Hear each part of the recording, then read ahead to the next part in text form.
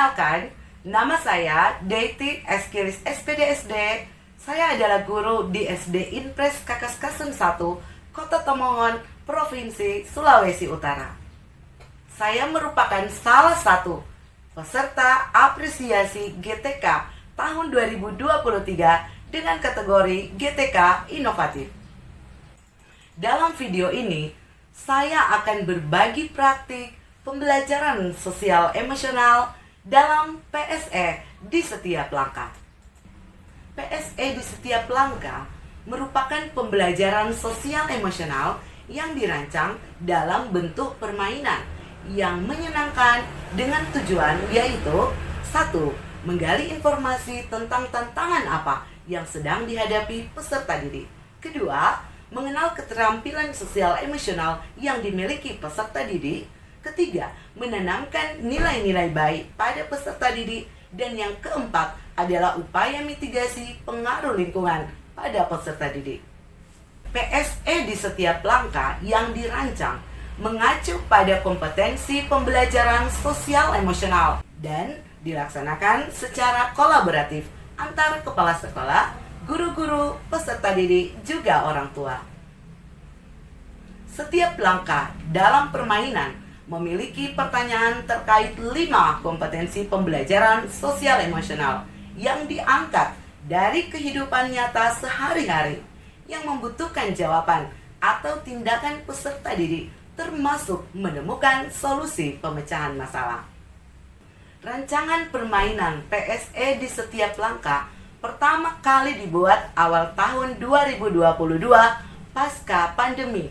Permainan ini dikemas dalam satu paket permainan terdiri atas petunjuk permainan, papan permainan, kartu pertanyaan, dan poin. Mari kita lihat desain alat yang digunakan dalam PSE di setiap langkah dan kegiatannya. Yang pertama, instruksi permainan. Instruksi permainan berisi ketentuan yang akan dilaksanakan peserta selama permainan. Yang kedua adalah papan permainan yang terdiri atas 2 bagian. Papan permainan pertama dimainkan di atas meja dan papan permainan yang kedua dimainkan di lantai.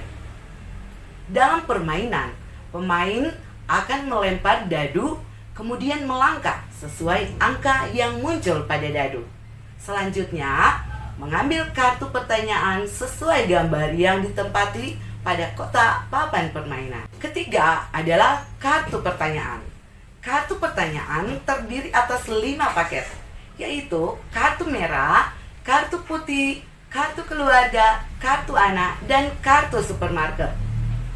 Pertanyaan dalam kartu bertujuan untuk menggali informasi tentang tantangan atau permasalahan apa yang ada pada peserta didik, atau faktor apa yang menjadi pemicu masalah, sehingga kita dapat menetapkan strategi yang tepat sasaran dan bermanfaat bagi peserta didik. Contoh pertanyaan dalam kartu merah. Isinya berupa gambar anak yang sedih. Peserta didik akan menceritakan gambar tersebut. Hal ini terkait dengan kompetensi kesadaran diri. Setelah menceritakan gambar, kami memberikan pertanyaan tambahan. Misalnya, pernahkah kamu mengalaminya? Peristiwa apa yang membuat kamu sedih? Apa yang kamu lakukan saat kamu dimarah?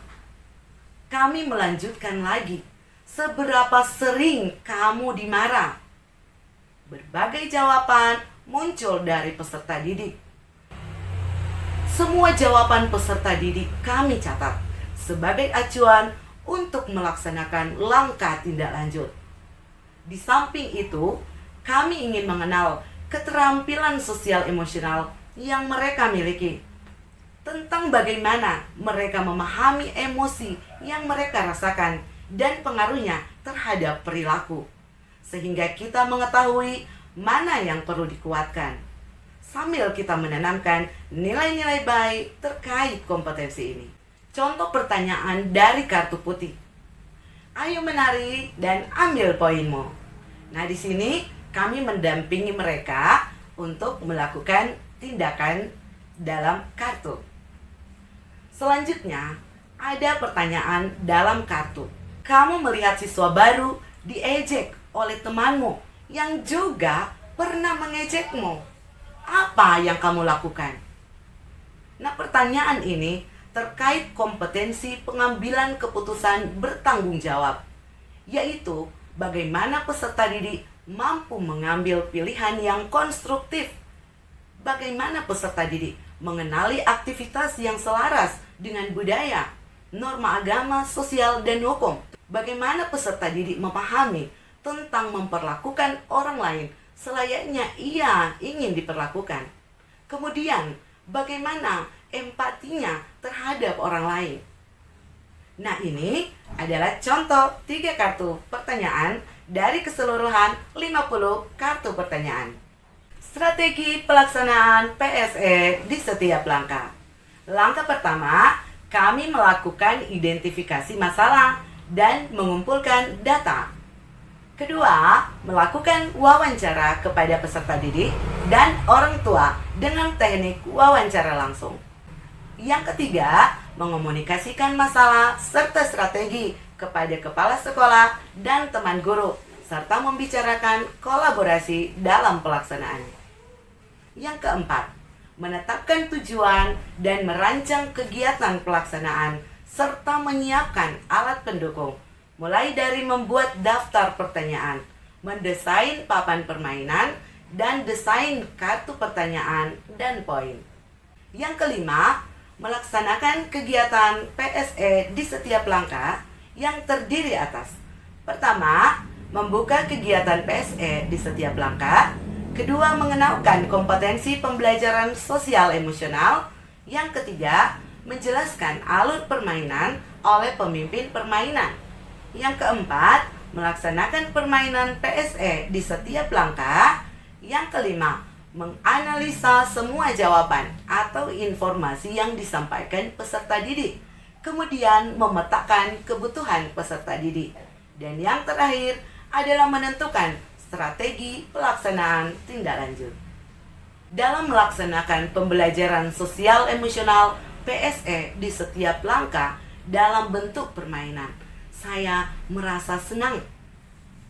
Dalam PSE di setiap langkah, kami mendapatkan banyak informasi dari jawaban peserta didik yang secara spontan disampaikan, sehingga kami punya acuan untuk melakukan langkah tindak lanjut sesuai kebutuhan peserta didik.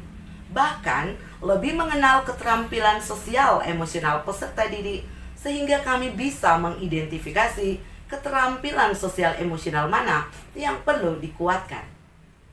PSE di setiap langkah memberi dampak positif bagi perkembangan peserta didik yang dapat dilihat dari kemajuan belajar yang meningkat, perubahan perilaku, kemampuan berinteraksi dengan teman, semakin kuat dalam tantangan, memahami dan melaksanakan nilai-nilai baik. Tantangan yang saya temui dalam pelaksanaan PSE di setiap langkah, yaitu saat mendapatkan jawaban peserta didik yang sering mengalami perlakuan tidak wajar. Bagaimana saya merancang langkah tindak lanjut dari masalah seperti ini?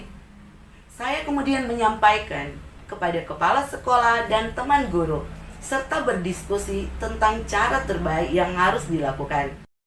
Pembelajaran sosial emosional dalam bentuk apapun perlu untuk diulang-ulang sehingga nilai-nilai baik benar-benar tertanam dan membudaya pada peserta didik, hingga akhirnya dapat menghantar peserta didik pada kebahagiaan dan kesuksesan. Demikian dan terima kasih.